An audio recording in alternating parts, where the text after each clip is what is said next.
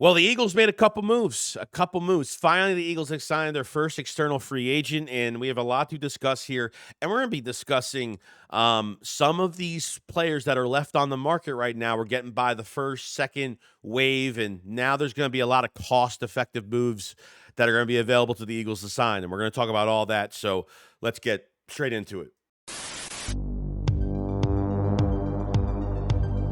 A killer buried, but not dead.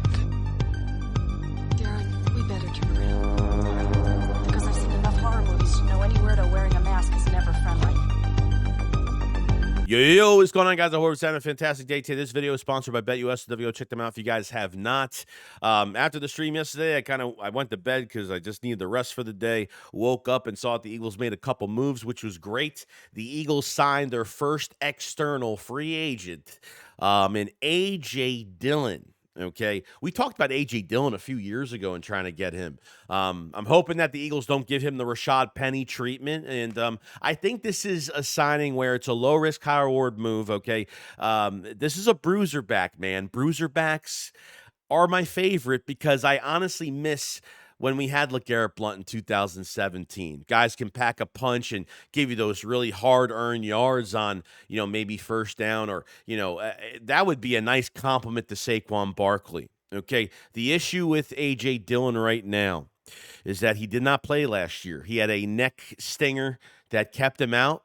And he hasn't had an in-game carry since I think like December 31st or December 23rd, like late December, he had in 23 is the last time he actually had a carry. So it's been a while, but his 23 stats, okay, he played in about 15 games, 613 yards on 178 carries, 3.4 yards per carry, okay, which that number is going to double.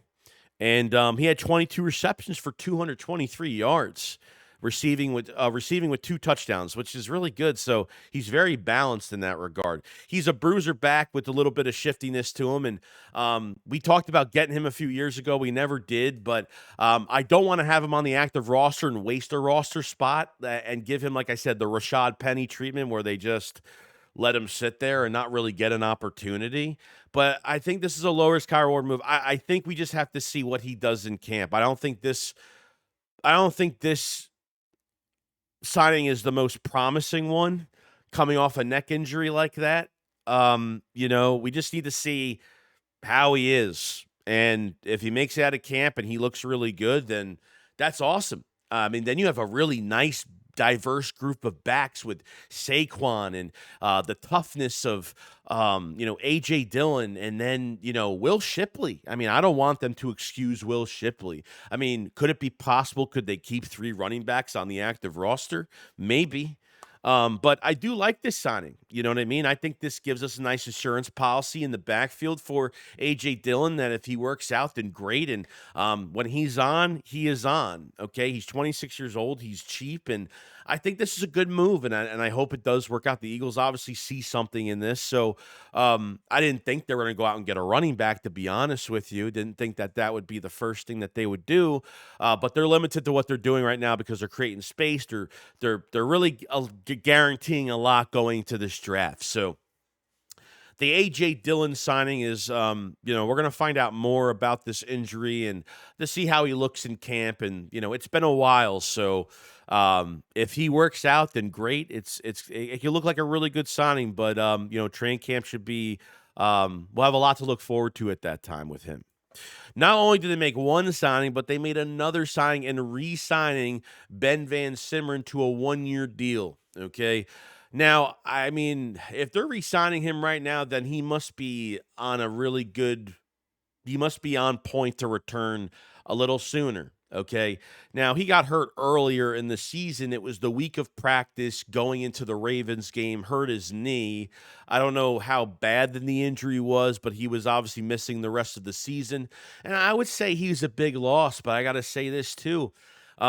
Is this a move they're making just for him to be a fullback, or are they expecting him to make big things happen at linebacker since you have Zach Bond, you have Trotter, you missed out on signing Oren Burks, and there's not really much else there right now. Okay. Nakobe Dean won't be back until October, November, probably not till playoffs, end of the year with a really serious knee injury. Ben Van Simmeren, I'm glad that they gave him an opportunity to do something different. He's a freak athlete, undrafted from Michigan State. And we've always seen glimpses and flashes of him, but he really had a really good offseason program last year. Preseason games, he was great. He was explosive. He was making great tackles. Playing downhill, he was great. But let me tell you, they put him in that fullback spot. I felt like he was a natural being there. Okay. And they actually threw the ball to him one time as a fullback. So is part of this more for linebacker and special teams, or is part of this really for just him being a full-time fullback on a cheaper rate? You're not going to get a guy like Kyle Juszczyk or something like that, which I thought maybe there would have been, but the money, he's going to want too much money as a veteran Pro Bowler type player. So you get a guy back in Philadelphia that's been here, that the Eagles have had for the last few years, and you want Ben Van Simmeren to have a a healthy season, and they even have him listed as a fullback from their actual account tweeting this out. He's an actual fullback on the roster, and that's what they still feel like he is. Then that's where they're going to put him. And, nice to see that Kevin Patul and Nick, and they're going to stick with having a fullback. And I've actually really liked it, and I hope they can get more creative with it and open up the offense just a little bit more creativity. I have no issue with that. So I thought that was a pretty good, safe signing. Just got to stay healthy, man, and show us a little bit more. I like Ben Van Simmeren. I really do. So be fun to watch him and see what he does. Now, if you guys haven't checked out the Philly Shakedown Podcast merch, definitely go check it out. We have the new champion shirt. We have the Jalen Hurts the Main Thing shirt and a bunch of other stuff in our store. So definitely go check it out if you guys have not. Link is in the description and into the live, the pinned comment in the comment section below. Thank you for everybody that's been ordering. Now, free agents that are still out there. Now you're through the first, second wave of free agency. Now you're going to see that there's going to be a lot of cost-effective type moves that are going to be left going forward. All right, so the first one is Azeez Kolari, the edge rusher from the Giants. He's still available right now. Still available. Okay. They're not going after Trey Hendrickson. It's too much money. Why do you think people aren't trading for him right now? Because nobody wants to pay that to a 30-year-old. No one wants to give up a lot of picks. I was hearing rumors that the Eagles are still in on Trey, but I hardly believe that's even real news at this point. This is a guy who had 6 sacks, 13 solo tackles last season with the Giants. This is a cost-effective move where you put him in the rotation, and then you could draft another guy on the defensive line going into this draft. Okay, so I think he's still available. Marcus Williams, safety from the Ravens. I think he was released like last night, I think. So he's available I know, look, that the Eagles were in on Justin Reed for what God reason, I have no idea. You get rid of Chauncey, you're saving cap the next couple of years. I get that. And then you're still in the safety market. Seeing they try to get Justin Reed for cheap. They couldn't do that. The Saints took him away, with the Titans having interest as well. Marcus Williams get released. So we're going to wait on this to see if they have any interest in bringing Justin Simmons here or anything like that. We'll find out. Sidney Brown obviously is going to be competing for the job. But, we'll see what happens down the line the next few days to the next week to the next couple weeks of what they're doing with this safety spot going forward, unless this draft is the main reason for everything else. If it's going to be added for that position with Marcus Williams now being released, we'll see what happens. And lastly, a couple more things. Now, Mekhi Becton still hasn't been signed yet. Okay, so yesterday at 4 p.m., all these deals have to be, pretty much finalized and in the books. And yeah, these guards are getting paid a lot of money, 4 years, 70 plus, 80 plus $1 million. And yeah, it looks like Becton is still not signed yet, and there's got to be a reason for it. From what after the Chauncey Gardner-Johnson trade, John Clark did put out a report saying that he is still on the table right now, and there's rumors that he's wanting to take a discount to stay in Philadelphia. And he's got a lot of interest. There's no doubt that everybody has a lot of teams have interest in him. there are teams out there that have said they want to put him at guard and roll him out to right tackle, or roll him out to tackle, period, if need be. And I think that's what the Eagles might do in a couple years if they do acquire him now and Lane retires in a couple years. You never know what could happen there. So we're still going to wait on this to see if there's a deal going to get done for Mekhi Becton, and we'll see. And lastly, Darius Slay. This move is coming into effect probably post-June. He is a post-June release, so everything's going to happen a little late. But we found out what Slay's deal was for fully guaranteed $10 million for 1 year.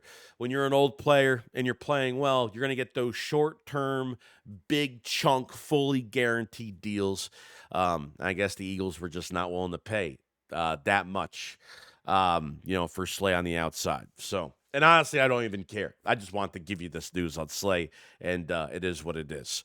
But other than that, guys, that's pretty much it. Let me know what you guys think about the A.J. Dillon signing. Do you think that was a smart move? And what are the pros and cons about this move? Ben Van Sermon, what do you think about him coming back? And I'm actually a little excited. I'm glad that they decided to bring him back, and they have him listed as a fullback on this tweet, which is great. So I think that's might be his primary position. Obviously he'll be linebacker depth, and maybe he'll play some special teams, but excited for that. And what about the rest of the free agents that are out there that now, because it's going to be very late in free agency, the market has dried up now a little bit. So there's going to be some cost-effective move like Azeez Kolari from the New York Giants that was with the Giants last year. That's be some nice rotational moves for the Eagles, and I think you might have something here. You might have something here. So we just got to be patient. Like I said, let it marinate. Give it some time, and we'll see what happens. But if you haven't subscribed to the channel, please subscribe to the channel. Cover the Eagles every single day,